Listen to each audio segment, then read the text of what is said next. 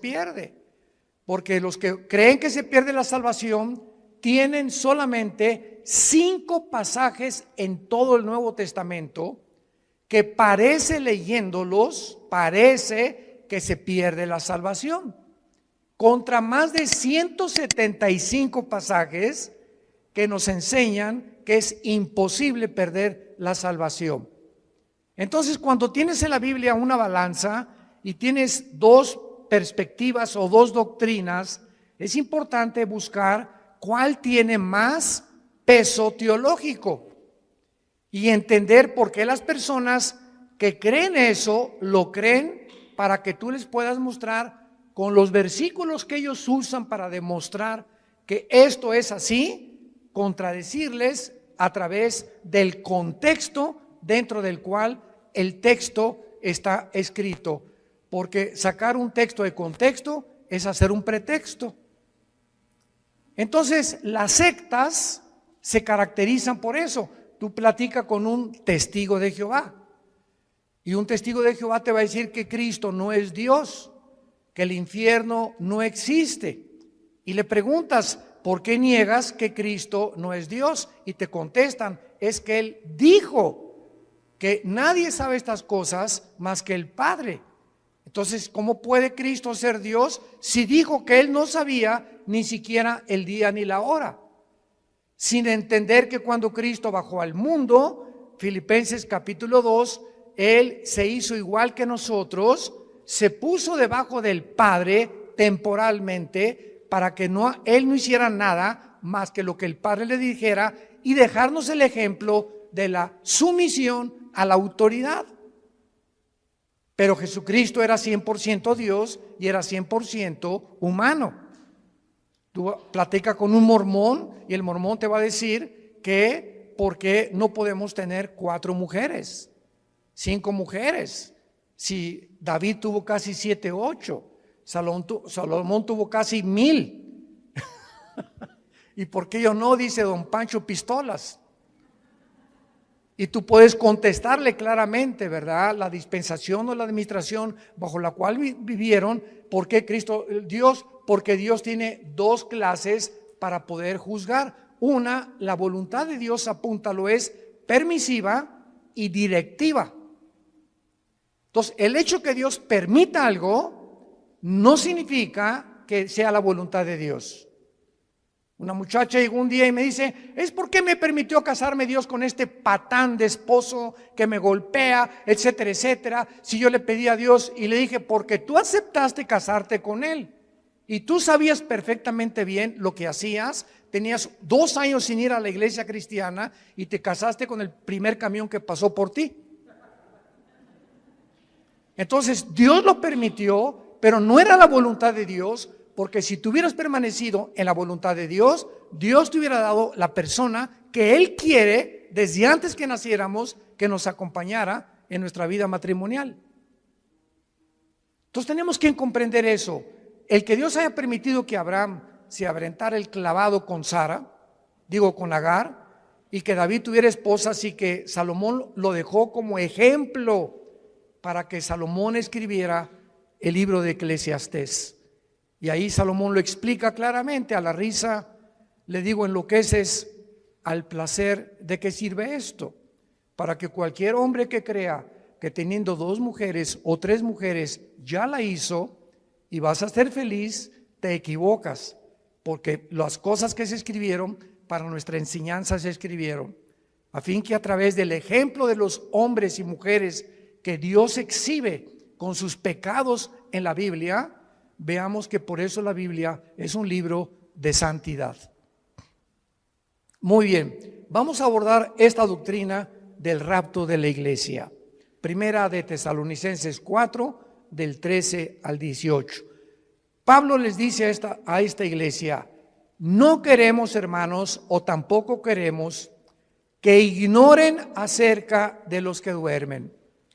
Dios no quiere que ningún cristiano ignore qué pasa después de morir.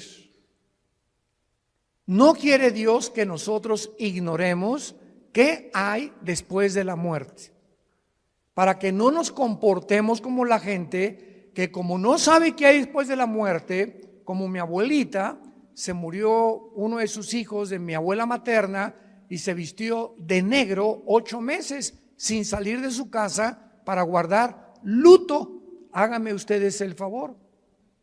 ¿Por qué lo hizo y por qué lo hacían nuestros abuelos o abuelas? Por la ignorancia de saber qué es la muerte y cómo debemos comportarnos delante de la muerte. Entonces así comienza Pablo escribiéndoles a estos hermanos. No quiero que ustedes ignoren acerca de los que duermen. La palabra dormir se usa para morir en el Nuevo Testamento, y vamos a demostrar que una persona cristiana que se muera nunca pierde su conciencia de su existencia.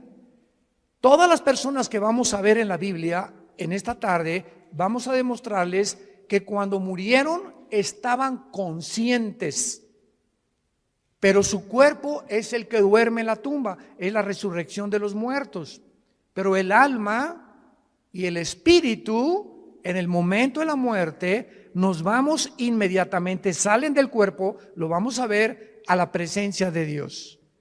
Si tú mueres sin Cristo en esta noche, o mañana, o dentro de un mes, tu alma y tu cuerpo y tu espíritu se salen y descienden al centro de la tierra, al Sheol, o en el Nuevo Testamento con la palabra Hades, que son diversos compartimentos.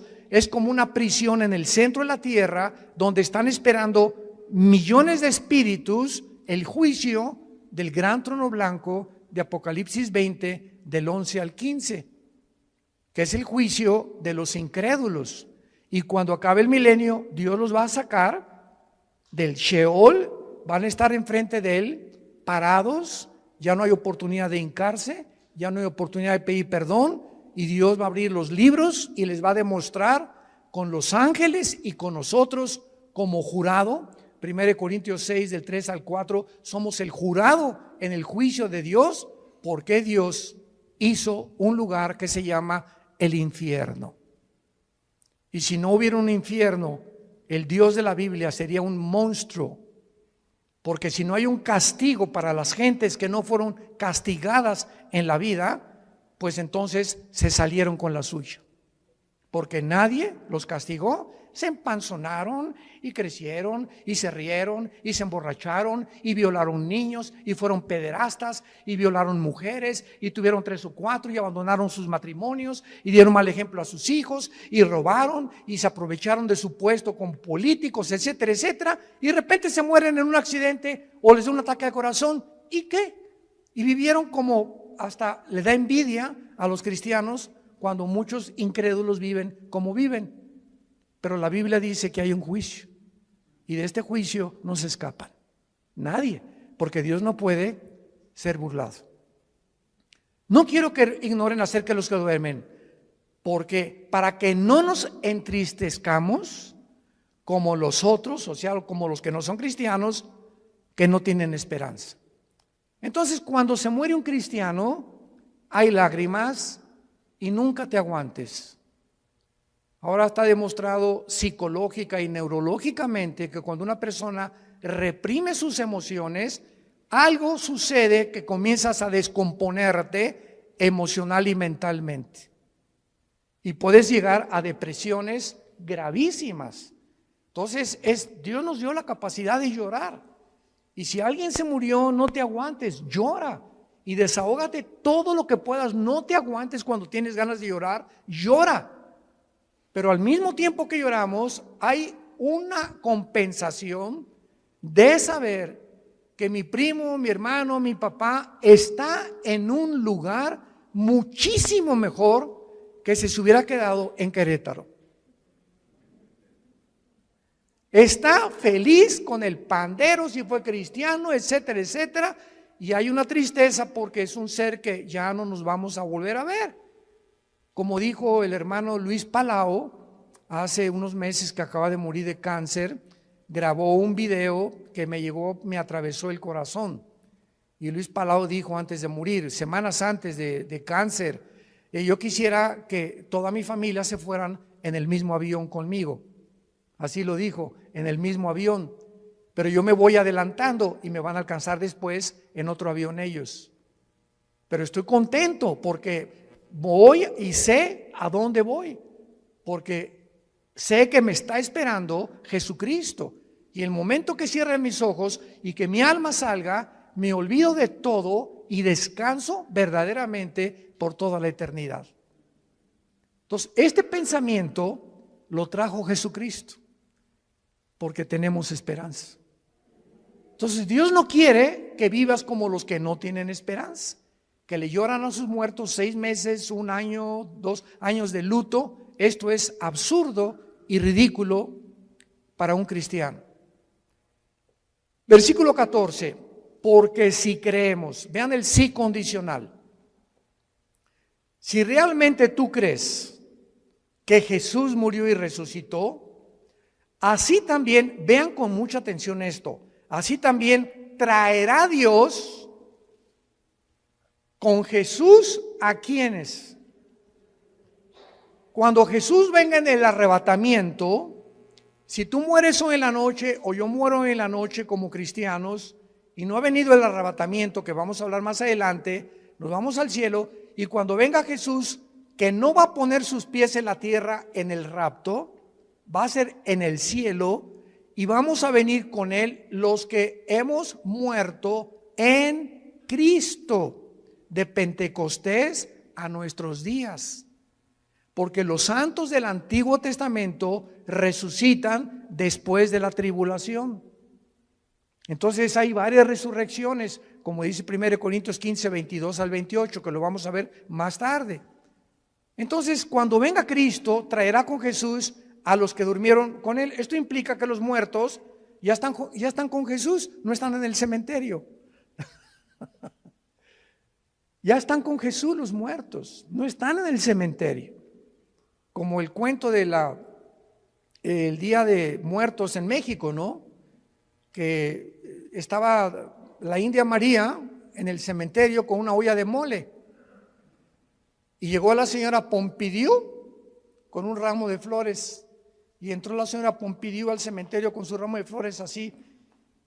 India bruta, le dice, ¿cuándo crees que tu muertito se va a comer el mole? Y le contestó la India María, cuando venga el suyo por las flores. O sea, tanto los ignorantes como los de la clase alta cometen el mismo error que se llama paganismo. Cuando nosotros enterramos a alguien, un cristiano no regresa nunca al cementerio, porque no hay nada más que huesos y lagartijas. Y pararte enfrente de una tumba o de un monumento de una tumba, ¿verdad? Es por ignorancia, porque de alguna manera queremos seguir teniendo contacto con eso y, ay, mi chole, ¿verdad? Y perdóname que te haya hecho lo que te haya hecho, ¿verdad? Y perdóname, mi chole. Y comenzamos a hablar con el muertito, con la muertita, y él no está ahí. Ni se va a comer el mole, ni va a salir por las flores. Entonces, todas esas costumbres han sido arrastradas por ignorar qué hay después de la muerte. Y Jesús vino a abrirnos los ojos y el entendimiento para que vivamos con una vida de la verdad y del conocimiento. Versículo 15, por lo cual, entramos en materia, os decimos esto en palabra del Señor. O sea, Jesús le reveló a Pablo lo que vamos a leer. Que nosotros que vivimos, que habremos quedado hasta la venida del Señor, no precederemos a los que durmieron, porque el Señor mismo, con voz de mando, con voz de arcángel y con trompeta de Dios, descenderá del cielo, y los muertos en Cristo resucitarán primero. Luego nosotros los que vivimos, los que hayamos quedado, seremos, apunta la palabra en tu Biblia, arpazo, tal como suena con Z, arpazo, como el arpazo de un tigre o el de un león que hace esto para arrebatar la carne. Y esta palabra se tradujo arrebatados y significa ser sacado o quitado de en medio súbitamente. Por eso se llama rapto, viene del latín raptarus. Entonces, usar arrebatamiento o el rapto de la iglesia son palabras sinónimas, pero se tradujo arrebatados. Y es la palabra arpazo, que se traduce ser quitado, es cuando alguien rapta a alguien, viene y lo quitan y lo suben a un coche, ¿verdad? Súbitamente de repente y te inmovilizan y te desaparecen. Por eso se llama que seremos raptados. De repente, millones de personas en el mundo van a encontrar la ropa tirada en el suelo. Todos los bebés van a desaparecer del planeta Tierra y los niños menores de edad hijos de los cristianos. Aviones van a chocar porque los pilotos chocaron, porque desaparecieron los pilotos. Los congestionamientos de tráfico en las carreteras van a ser espantosos por tantos choferes que desaparecieron de sus trailers, de sus carros y tuvieron que chocar. Va a haber un congestionamiento impresionante en los medios de comunicación, tratando todos de poder investigar qué sucedió, qué pasó, quién se llevó a millones de personas del planeta Tierra. ¿Qué creen ustedes que el mundo va a contestar? Se los llevaron los ovnis. Y no es coincidencia que desde 1948, cuando Israel regresa a su tierra, desde el 48 hasta nuestra época, y más en los últimos meses, se ha promulgado y ha aumentado la comunicación y la investigación sobre el fenómeno de los ovnis. Las Naciones Unidas ya tienen un departamento dirigido por una hindú, una mujer de la India, encargada de investigar el fenómeno ovni.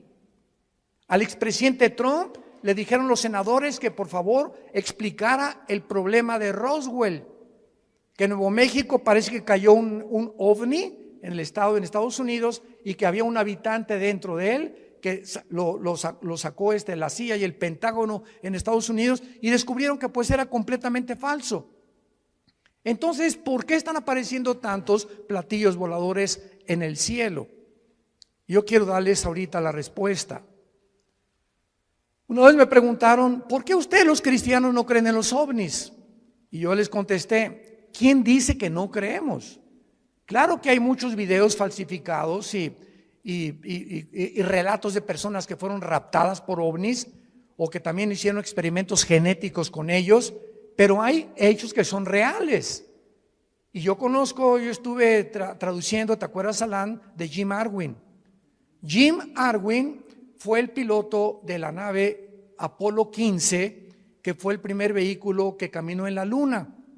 Y Jim Arwin vino a México y me llamaron a mí, ya hablaba yo inglés en aquel tiempo, para que fuera su traductor. Fuimos como 6 o 7 universidades, ¿te acuerdas?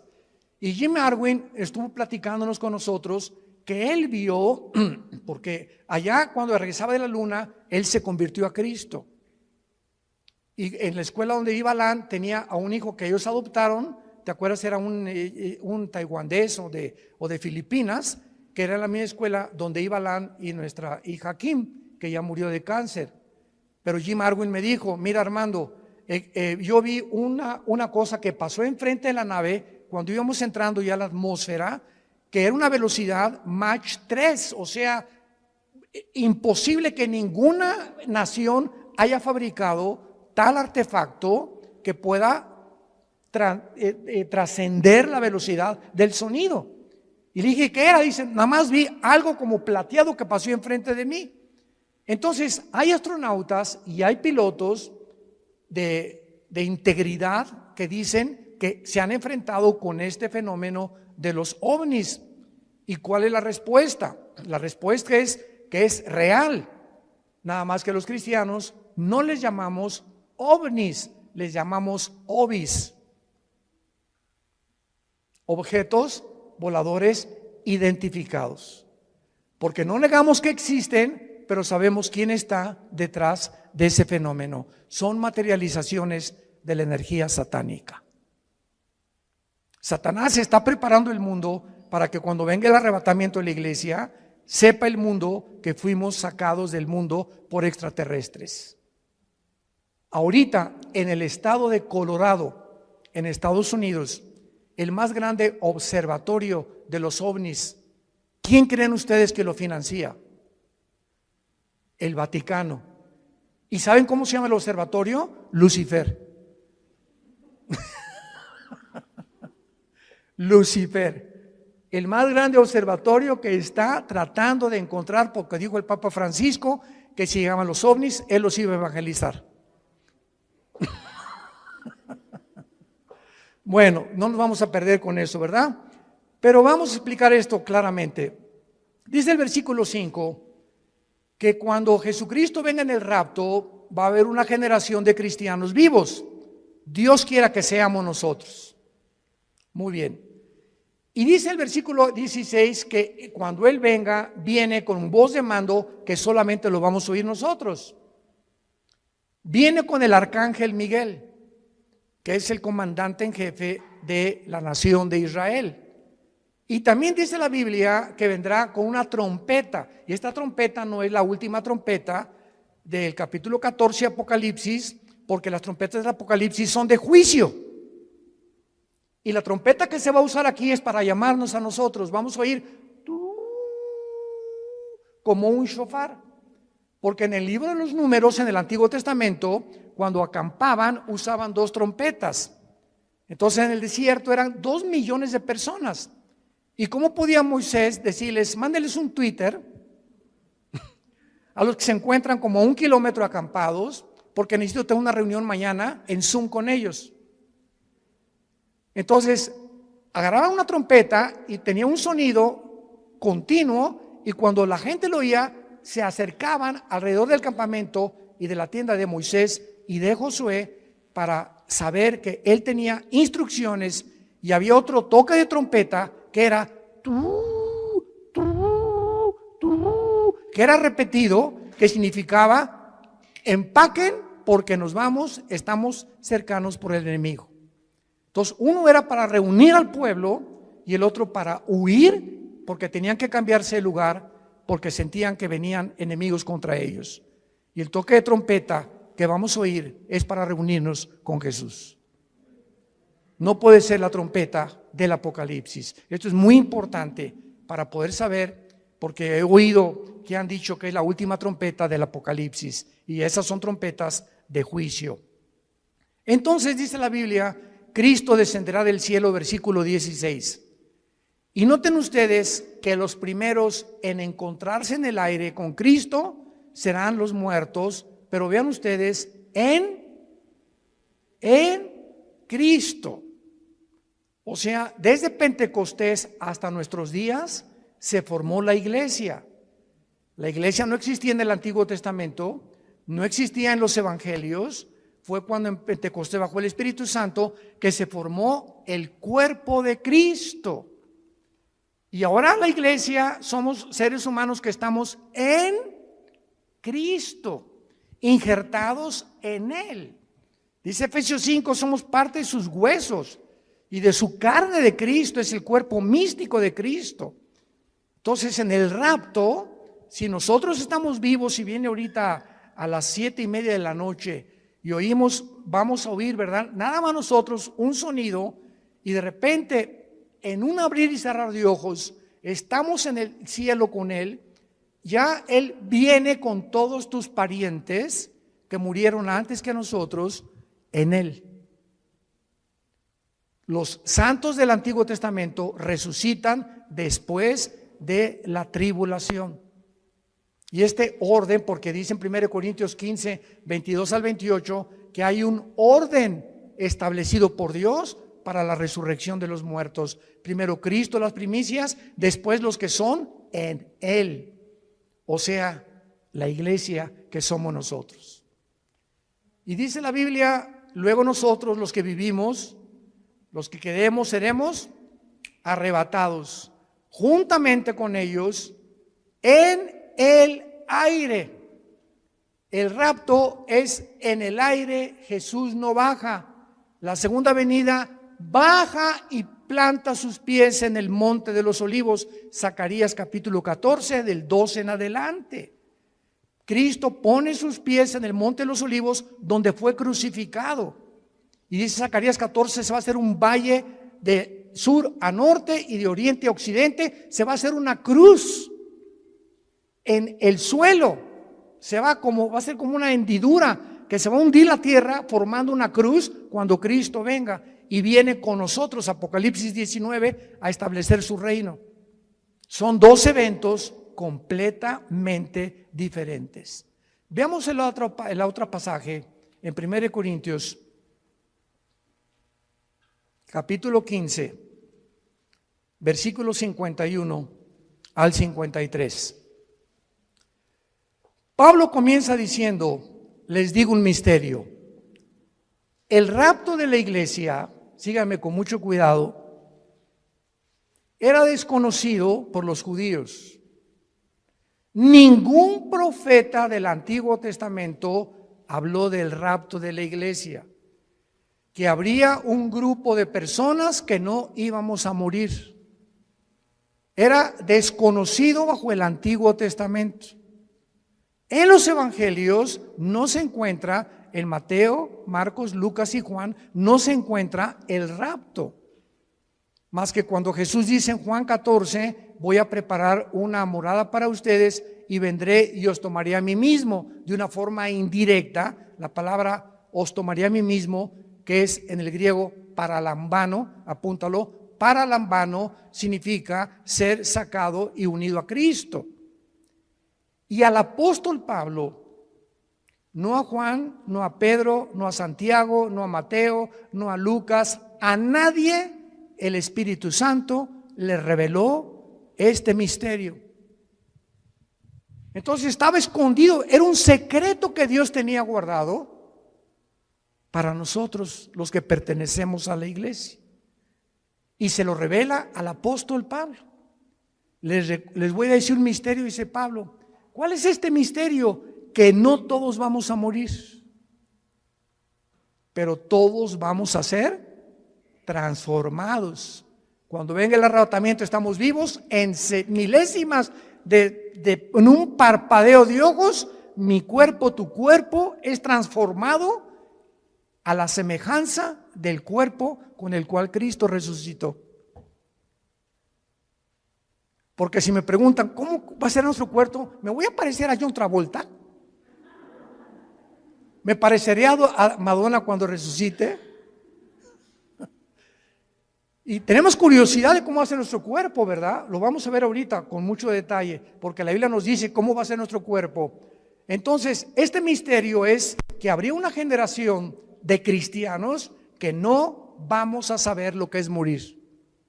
No vamos a atravesar el túnel que atraviesan, como decía David le llamó el camino de todos los hombres. Pablo le dice abandonar este cuerpo.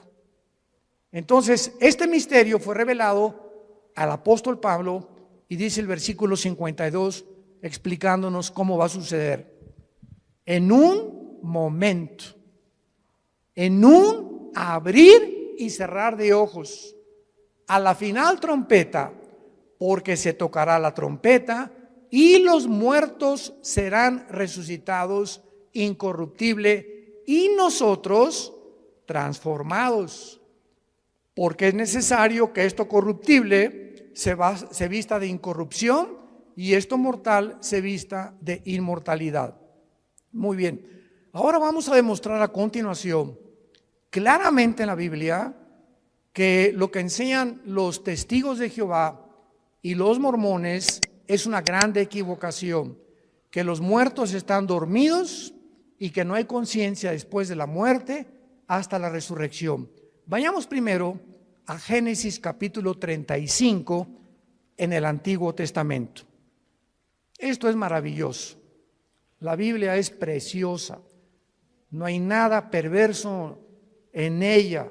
Todas ellas, las palabras de Dios, son rectas al que entiende y razonables a los que han alcanzado la sabiduría. Dice Proverbios 8 del 4 al 8. Vean ustedes Génesis 35 versículo 18. Pon una lupa o un microscopio para lo que vamos a leer. Aconteció que al salírsele, apúntalo, Nepesh. Nepesh con SH al final. Es la palabra hebrea para alma. Al salírsele el Nepesh o el alma murió. Desgraciadamente hay una traducción de la Biblia que se llama la Nueva Versión Internacional. Yo no se la recomiendo a nadie. Y si tú lees este versículo en esta versión de la Biblia, dice, aconteció que suspiró. ¿Y qué es un suspiro? O sea, no explica nada, ¿no? Porque no nos revela la parte que forma el cuerpo humano, que es el alma. Vamos a ver cuál es la otra parte del cuerpo humano. Y cuando dice la Biblia Nepesh, si lo quieres apuntar, el alma es el centro de la mente, las emociones, la voluntad y los sentimientos. Eso es el alma. Y que en otras partes del Antiguo Testamento se traduce como el corazón. Del corazón salen las malas palabras, del corazón sale esto, del corazón aquello, perverso y engañoso el corazón, Jeremías 17:9, y cuando dice perverso y engañoso el corazón, perverso y engañoso son nuestros sentimientos, perversos y engañosos son nuestras emociones, perverso y engañoso es nuestra voluntad y nuestro intelecto. Nacimos torcidos. Qué peligroso es que confiemos en nuestros sentimientos y en nuestras emociones cuando no están bajo el control del Espíritu Santo. Ay, hermano, me voy a casar. Sí, qué bueno que te vas a casar, Conchita. Es que está re guapo, se parece a Rambo. ¿Y te vas a casar por el físico? Bueno, voy a casar porque que te linda y está muy bonita. ¿Y te vas a casar por el físico o realmente ya tienes un tiempo conociendo el corazón de esa persona, su carácter, cómo reacciona a diferentes cosas, caminar con Cristo? Porque el matrimonio es para dos discípulos. El matrimonio es para dos discípulos de Jesús. Porque si te casas y eres cristiano con una que no es cristiana o con uno que no es cristiano, ¿qué va a pasar? Es como atar en el arado, en el campo, a un buey con un burro. Entonces el buey jala para acá y el burro jala para allá. Para arar el arado se necesitan dos bueyes. No estoy diciendo que seas buey. Y son palabras bíblicas, ¿eh? Entonces, por eso están unidos para arar con un yugo los dos, y el yugo del matrimonio es Cristo. Entonces, si los dos no están y Cristo no está en medio, cordón de tres dobleces es difícil de romperse, dice Eclesiastés capítulo 4. Por eso es tan importante entender que el matrimonio es para discípulos. Aconteció que al salírsele el alma, murió. Al morir, ¿qué se sale de nosotros?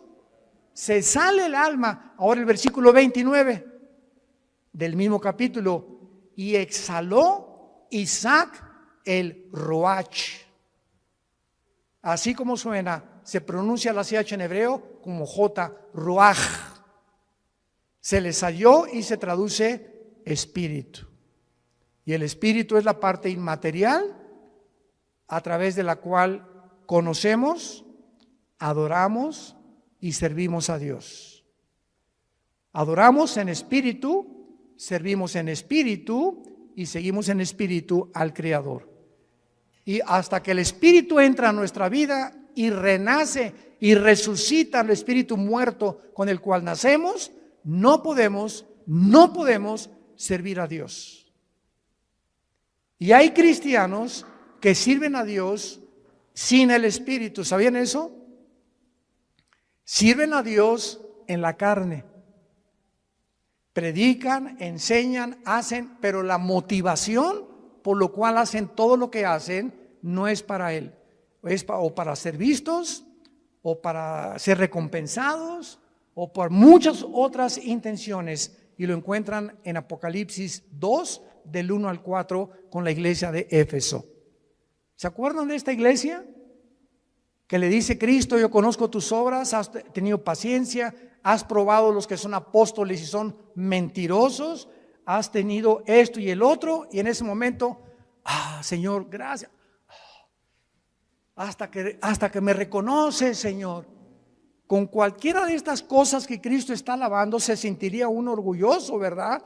Pero dice Cristo: pero, hay un pero, ¿cuál es, Señor, el pero? Que tengo contra ti que has perdido tu primer amor. O sea, todas estas cosas que Cristo alabó son buenas, pero lo estaban haciendo sin amor a Él. La carne es bien consagrada. Se llama la religiosidad. Y son de esos hermanos que, ¿y por qué el hermano se tatuó? ¿Y por qué trae el pelo largo? ¿Y por qué trae ese vestido tan caro, la hermana? ¿Y por qué la otra parece china poblana? ¿Y por qué esto y por qué el otro? ¿Y por qué se ponen aretes? ¿Y por qué celebran la Navidad?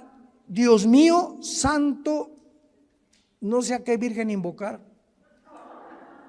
Que no hay ninguna, ¿verdad? Pero Jesús, María y José y el burrito que los acompaña. Es increíble que estén continuamente tratando de ver que el cristianismo es a través de cómo te vistes, de si estás tatuado. Una vez me dijo un señor: ¿ya viste ese hermano que está tatuado? Y le dije: es peor la panza de Santa Claus que tienes tú. Se pintó algo en el cuerpo, ¿y quién está haciendo más daño a su cuerpo? ¿Él o tú? Y peor si tomas Coca-Cola. Entonces, cuando apuntamos a alguien, 3 dedos nos apuntan a nosotros. Nos damos cuenta. Tengamos cuidado a quién juzgamos y a quién le señalamos el dedo, porque estamos buscando siempre que creemos que somos mejores que otros por la forma como nos comportamos, y a Dios se le adora en espíritu y en verdad. Es que en la Navidad es paganismo y ¿sabe? Cállese. Mi esposa le pone el árbol de Navidad más lindo que hay, con esferas, y estamos en Navidad. Jingle bells, noche de paz, contentos, alegres. Pero hoy, hermanos, no pusieron árbol, no pusieron nada, y con sujeta.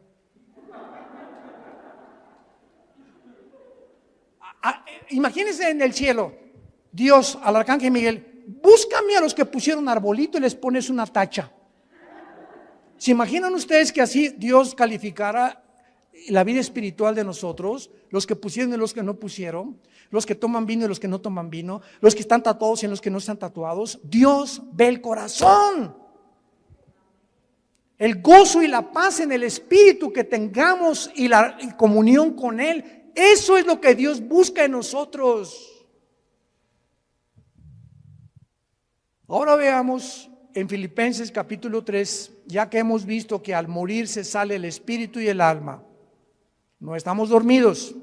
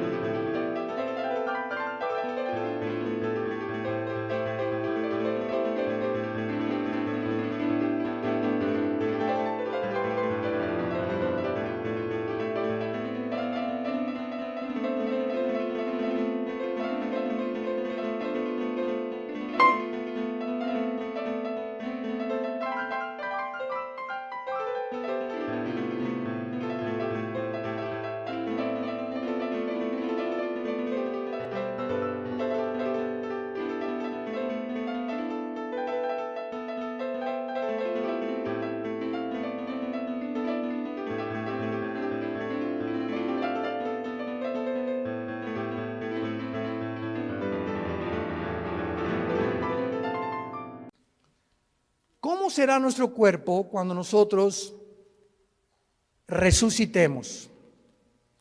Dice Filipenses capítulo 3 con muchísima claridad, y tal vez muchos lo han leído antes, Pero noten ustedes con los detalles que Dios nos da. Filipenses 3, 20 y 21. Mas nuestra ciudadanía está en los cielos, de donde también esperamos. Esta es nuestra esperanza. Estamos esperando no al anticristo, estamos esperando a Jesús, al Salvador, al Señor Jesucristo, el cual transformará el cuerpo de la humillación nuestra para que sea semejante ¿a quién? Para que sea nuestro cuerpo igual ¿a quién? Al cuerpo con que Cristo resucitó. Muy bien, ya tenemos una pieza clave para saber que cuando resucitemos, nuestro cuerpo tendrá las características que tenía Cristo cuando Él resucitó. Muy bien, ¿cuáles características tenía Cristo cuando Él resucitó? Número 1, cuando Jesús estaba abriendo sus brazos en la cruz, los romanos tenían la orden, y era de pena de muerte, de asegurarse que el crucificado, antes de que lo bajaran, estuviera muerto. Y como muchas veces se desmayaban por el dolor, lo podían bajar creyendo que estaba muerto. No hay las pruebas clínicas que hay en el siglo XXI para mostrar que una persona está muerta.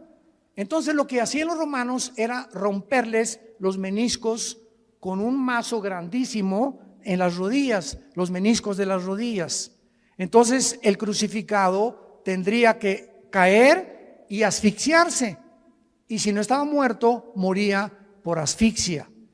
Y entonces así se aseguraban de que la persona estaba muerta. Pero estaba escrito en Deuteronomio que a Jesús no lo romperían los huesos. Y cuando se acercó un soldado a Cristo para romperle los huesos, un centurión romano le haber dicho al soldado: detente, yo voy a hacerlo de otra manera. Agarró una lanza y lo atravesó de la izquierda a la derecha, todo el diafragma y el corazón de lado a lado, para asegurarse que estaba muerto. Y el apóstol Juan en el Evangelio escribe esto: vi salir, porque él estaba en la cruz con María su madre y con María Magdalena, son los únicos que estaban en la cruz, y otra mujer. Vi salir una gota de agua mezclada con sangre. Esto lo escribió Juan hace 2000 años.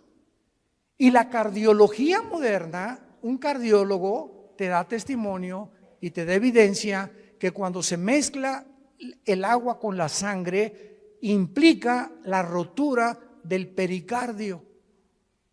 ¿Qué es el pericardio? Es una capa que envuelve el corazón, y cuando se rompe produce un derramamiento de agua mezclada con sangre, lo que implica que cuando Jesús fue atravesado con la lanza, ya estaba muerto. Y ahora quiero hacerles una pregunta a todos ustedes, que me encanta hacérselas, sobre todo a los teólogos, aquí a los calvinistas y a los arminianos, y yo que aquí, que se me diga, a ver. ¿De qué murió Cristo?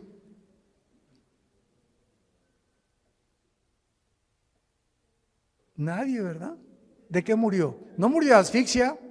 Cuando lo atravesó en la lanza ya estaba muerto. ¿De qué murió? El Salmo 22, ya lo contestaron. Ya ha visto uno de mis videos. En el Salmo 22, 1000 años antes de que Cristo fuera crucificado, antes de que ni siquiera se practicara la crucifixión. Increíble. David escribe: Dios mío, ¿por qué me has desamparado? Comienza David a escribir 1000 años antes lo que Jesús pronunció en la cruz, y lo que Jesús desde la cruz, como si David se hubiera adelantado al futuro, se hubiera metido en la cruz de Cristo y él estuviera viendo lo que Cristo vio desde la cruz. Esto es impresionante. Y más adelante David escribe: horadaron mis manos y mis pies, y mi corazón fue como la cera. Cristo murió en el momento que tus pecados y mis pecados fueron puestos sobre su cuerpo, rompieron su corazón. Murió de dolor moral. No soportó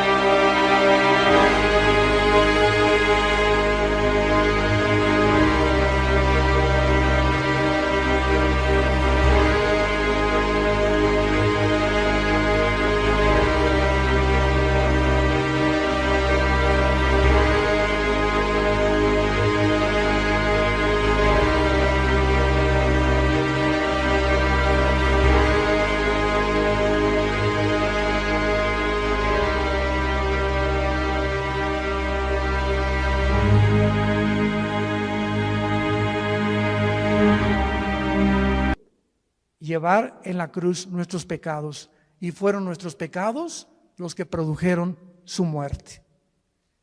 Y 700 años antes de que él muriera, el profeta Isaías, capítulo 53, escribió: despreciado y desechado entre los hombres, varón de dolores, escondimos del rostro, fue menospreciado, no le estimamos, molido fue por nuestros pecados y completamente deshecho por todo lo que nosotros hicimos.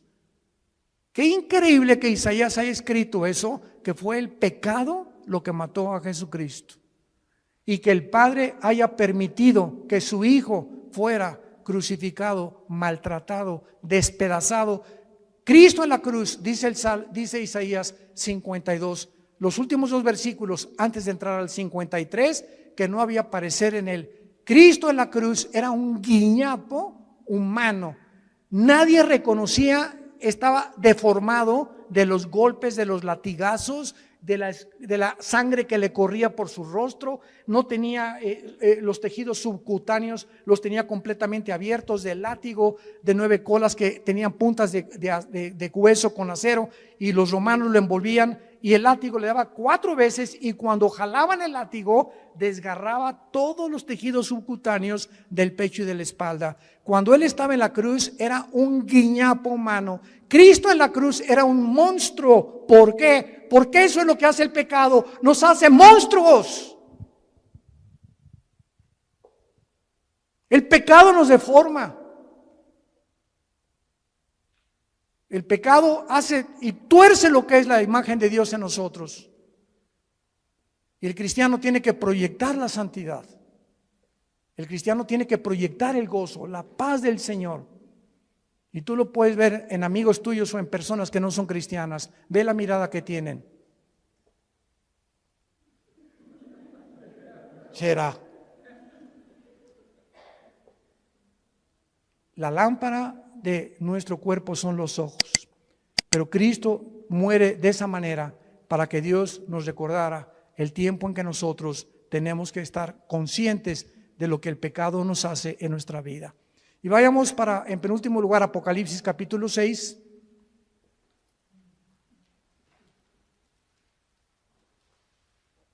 Molido por nuestros pecados. Qué tremendo. En Apocalipsis 6 vemos otra evidencia de que cuando morimos no estamos dormidos. Capítulo 6, versículo 9 en adelante. Cuando abrió el quinto sello, vi, dice el apóstol Juan, vi bajo el altar las almas de los que habían sido muertos por causa de la palabra de Dios y por el testimonio que tenían. ¿Cómo podía Juan ver en el cielo cuando la sangre y la carne no pueden heredar la corrupción. ¿Cómo pudo Dios llevarse a Juan al cielo? ¿Cómo pudo en 2 Corintios 12 llevarse Dios a Pablo al cielo cuando nuestro cuerpo nos impide estar en otra dimensión donde todo es santidad y perfección? Lo corrompible no puede heredar la incorrupción, ya lo vimos.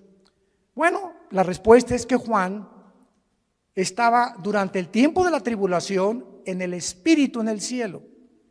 Y esto nos muestra que aparte de los ojos físicos que tenemos, porque cuando alguien está muerto, vienen los gusanos y nos comen el cerebro, ¿verdad? Nos comen los ojos en la tumba, nos comen las orejas y queda el puro esqueleto ahí tirado en el cementerio. Sin embargo, en la otra vida tenemos ojos, tenemos oídos y tenemos otro cuerpo. Y los ojos que vamos a tener en la otra vida, ya los tenemos en esta vida y se llaman los ojos espirituales, que estamos entrenando para ver la Biblia. Si tú vienes a la Biblia con tus ojos carnales, sin antes orar ni limpiar tu vida, Dios no va a permitir que veas nada de revelación, ni el Espíritu Santo te va a descubrir las cosas profundas que se encuentran en la Biblia, porque los puros de corazón verán a Dios, nada más. No podemos acercarnos a Dios con un corazón sucio y con una mente inmunda.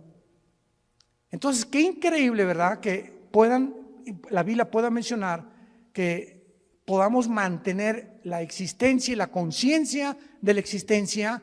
Y esto nos prueba otra cosa tremenda que hoy en la comida mi esposa y yo, platicando con unos dentistas en casa de Alán, nos compartieron, ¿verdad? De lo que está descubriendo en el mundo de la medicina, de las vibraciones, etcétera, etcétera. Tú sabes que nosotros cuando soñamos, ¿no es la mente la que produce los sueños? ¿Tú sabes que los pensamientos no se forman en el cerebro? Los pensamientos y los sueños están en el área de la dimensión espiritual. Y una cosa es el cerebro y otra cosa son los pensamientos. Porque cuando tú mueras, tu cerebro se queda con los gusanos, alimento de los gusanos, y en la otra vida vas a recordar quién eres. Pero ¿cómo si tu cerebro ya no lo tienes? Ya se lo comieron los gusanos. Esto nos demuestra claramente que la conciencia no está en el cerebro, los pensamientos no están en el cerebro. El cerebro no es un órgano como el hígado que produce la bilis y los intestinos, los jugos gástricos, etcétera, etcétera. Pero el cerebro es solamente un órgano, pero no forma parte de la vida espiritual. Y cuando la Biblia dice renovaos en vuestra mente, no dice en el griego en el cerebro, dice en vuestra mente, y la mente es el alma. ¿Están aprendiendo algo? Juan está en el cielo y ve las almas de los muertos. No estaban dormidos. Y Juan, versículo 10, los oye que los muertos tenían cuerdas vocales en la otra vida. Las que tenemos aquí, los gusanos se las comieron. Y en la otra vida Juan oye que clamaban a gran voz, oyó que estaban junto a Dios y le estaban preguntando a Dios: ¿hasta cuándo, Señor, santo y verdadero, no juzgas y vengas nuestra sangre en los que moran en la tierra? ¿Qué fue lo que Juan oyó que estaban diciendo estos muertos en el cielo? Que estaban muertos en su cuerpo, pero conscientes de existencia en la otra vida, espiritualmente hablando. ¿Estaban pidiendo venganza? Estaban pidiendo justicia. Ahora, fíjense qué importante es esto. En el cielo, los que están ahorita en el cielo están conscientes de muchas cosas que pasan en la tierra, como nos los demuestra este versículo, porque más adelante se les dice que se esperen hasta que mueran los demás que el anticristo va a matar. Y estos muertos que están en el cielo están conscientes que la justicia no se ha hecho y están gritando a Dios, ¿hasta cuándo? Y es el grito de nosotros en el siglo XXI. Señor, ¿cuándo vas a acabar con tanta violencia, con tantos pederastas, con tantos políticos corruptos, con tanto robo, con tanto asalto, con tanta violación, con tantos violadores de niños? Señor, ¿cuándo va a acabar todo esto, con tanta enfermedad, con tanto cáncer, con tantos virus? Estamos aquí en la tierra gritándole a Dios, ¿hasta cuándo? Y Dios quiere que nosotros oremos y le digamos a Dios esta oración. Por eso Dios nos las dejó, porque cuando oye Dios el clamor de nosotros, escúchenme esto con mucho cuidado, cuando Dios oye el clamor de nosotros, Dios puede adelantar la venida de Jesús. Y para terminar, lo voy a demostrar en Apocalipsis 8. Cuando abrió el séptimo sello, se hizo silencio en el cielo como por media hora. Esto es impresionante. Y vi a los 7 ángeles que estaban en pie ante Dios y se les dieron 7 trompetas. Otro ángel vino y se paró ante el altar. Allá en el cielo hay un templo con altar, con lugar santo, con lugar santísimo y con atrio. Cuando Dios hizo el tabernáculo, lo hizo conforme a los planos que Dios le dio de algo que ya existía y que todavía está en el cielo. Y en todo Apocalipsis encontramos, vi el altar, se abrió el cielo y vi salir del altar de Dios los ángeles. Hay un templo en el cielo, literal, y bajará con la nueva Jerusalén. Capítulo 21 y 22, muy bien. Vi entonces otro ángel, se paró frente al altar. ¿Con qué? ¿Se acuerdan ustedes lo que representa el incienso? ¿Qué representa? Las oraciones, ¿verdad?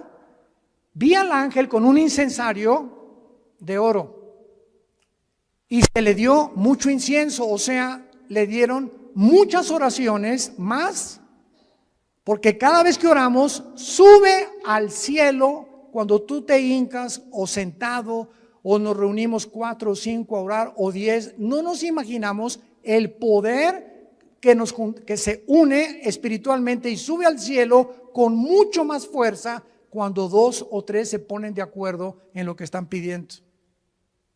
¿Se acuerdan de Jesús? Cuando 2 o